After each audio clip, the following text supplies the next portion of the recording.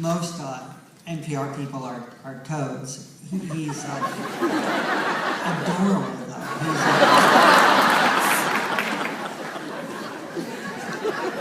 really the most adorable guy in public radio. You have him right here. I was going to begin by reading a news story that I don't have a title for yet.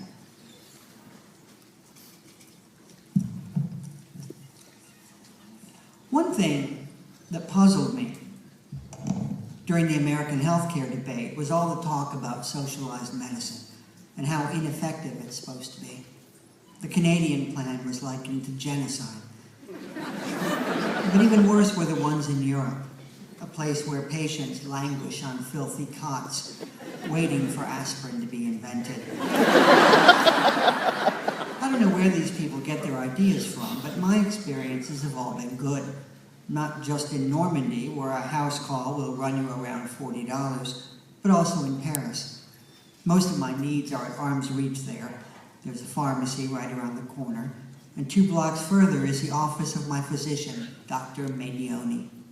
Twice I've called on a Saturday morning, and after answering the phone himself, he's told me to come on over. These visits, too, cost $40, which again is nothing. The last time I went, I had a red thunderbolt bisecting my left eyeball. The doctor looked at it for a moment, and then he took a seat behind his desk. I wouldn't worry about it if I were you, he said. Thing like that. Should be gone in a day or two. Where did it come from, I asked. How did I get it? How do we get most things, he answered. Well, we buy them.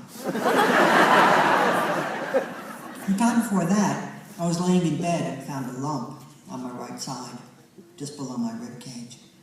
It was like a deviled egg tucked beneath my skin, that exact same size and texture. Cancer, I thought. 20 minutes and a phone call later, I was stretched out on the examining table with my shirt raised. Oh, that's nothing, the doctor said. A little fatty tumor. Dogs get them all the time.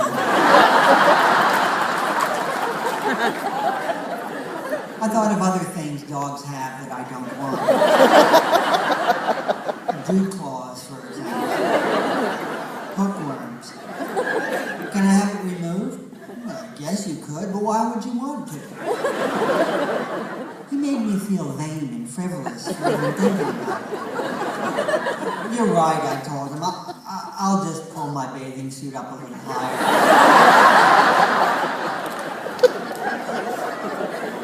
When I asked if the tumor would get any larger, the doctor gave it a gentle squeeze.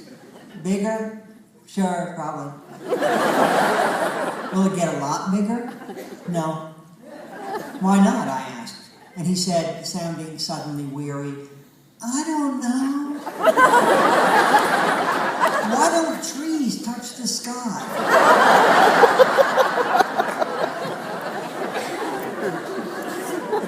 Medioni works from an apartment on the 3rd floor of a handsome 19th century building. And on leaving, I always think, wait a minute, had I seen a diploma on his wall? Could doctor possibly be the man's first name? It's not indifferent, it's just that I expect a little something more than it'll go away. The thunderbolt cleared up, just as he said it would. And I've since met dozens of people who have fatty tumors and get along just fine. Maybe being American, I want bigger names for things. I also expect a bit more gravity.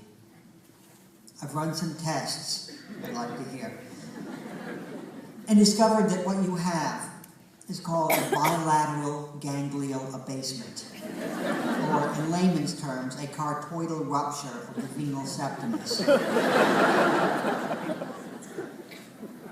Dogs get these things all the time. And most often they die. That's why I'd like us to proceed with the utmost caution. For my $40, I want to leave the doctor's office in tears. But instead I walk out feeling like a hypochondriac, which is one of the few things I'm actually not. If my French physician is a little disappointing, my French periodontist more than makes up for it. I have nothing but good things to say about Dr. Geig, who, gum-wise, has really brought me back from the abyss. Twice in the course of our decade-long relationship, he's performed surgical interventions. Then last year, he removed 4 of my lower intestines.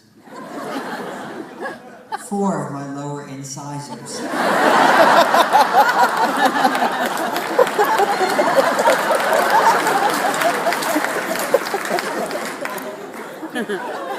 Drilled down into my jawbone and cemented in place 2 posts. First, though, he sat me down and explained the procedure, using lots of big words that allowed me to feel tragic and important. I'm going to perform the surgery at 9 o'clock on Tuesday morning, and it should take at most 3 hours, he said. All of this, as usual, in French. At 6 that evening, you'll go to the dentist for your temporary implants, but still, I'd like you to block out that entire day.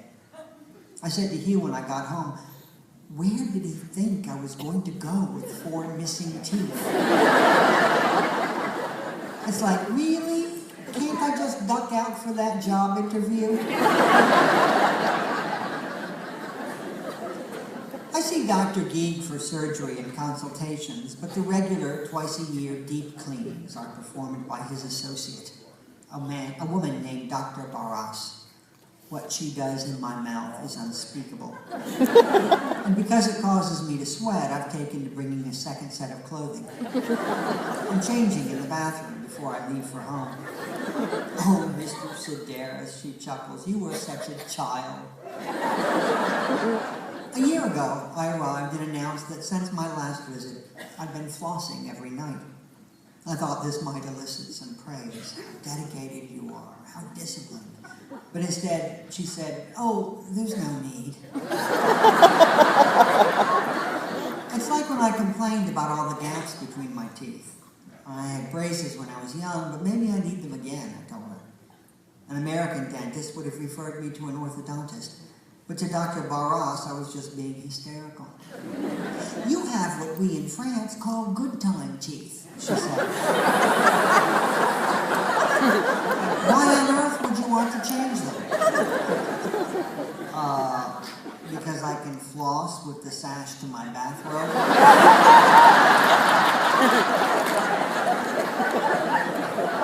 Hey, she said, enough with the flossing. You have better ways to spend your evenings. I guess that's where the good times come in. Dr. Barras has a long-haired cat named Andy and a mother who has Alzheimer's. As I lay there sweating with my trap wide open, she runs her electric hook under my gum line and catches me up on her life since my last visit. I always leave with a mouthful of blood, yet I always look forward to my next appointment. She and Dr. Geig are my people, completely independent of Hugh. And though it's a stretch to label them friends, I think they'd miss me if I died of a fatty tumor. It's becoming the same with my dentist, Dr. Granat.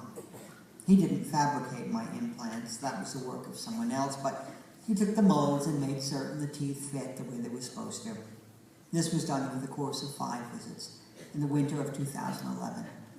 Once a week, I'd show up at the office and climb into his reclining chair. Then I'd sink back with my mouth open. Ça va, he'd ask every 5 minutes or so, meaning, all right. And I'd release a little tone, like a doorbell. Implants come in 2 stages. The first teeth that get screwed in, the temporaries, are blocky, the color's off. The second teeth are more refined, and are somehow dyed or painted to match their neighbors. My 4 false incisors are connected into a single unit, and were secured into place with an actual screwdriver. Because they affect one's bite, the positioning is exact.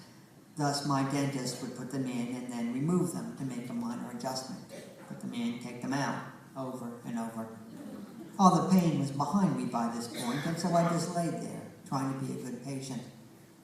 Dr. Granat keeps a mute television mounted near the ceiling, and each time I came, it was tuned to the French travel channel. Voyage, it's called. Once I watched while a group of mountain people decorated a yak. They didn't string lights on it, but everything else seemed fair game. Ribbons, bells, silver sheaths for the tips of its horns. Ça va? Another week we were somewhere in Africa, where a family of 5 dug into the ground and unearthed what looked to be a burrow full of mice. Dr. Granat's assistant came into the room to ask a question, and when I looked back at the screen, the mice had been skinned and placed kebab-like on sharp sticks. Then came another distraction, and when I looked up the third time, the people in Africa were grilling the mice over a campfire and eating them with their fingers. Ça va? Dr. Granat asked, and I raised my hand. International Dental Sign Language for there is something vital I need to communicate. He removed his screwdriver from my mouth, and I pointed to the screen. Ils ont mangé des souris en brochette, I told him, meaning they have eaten some mice on skewers.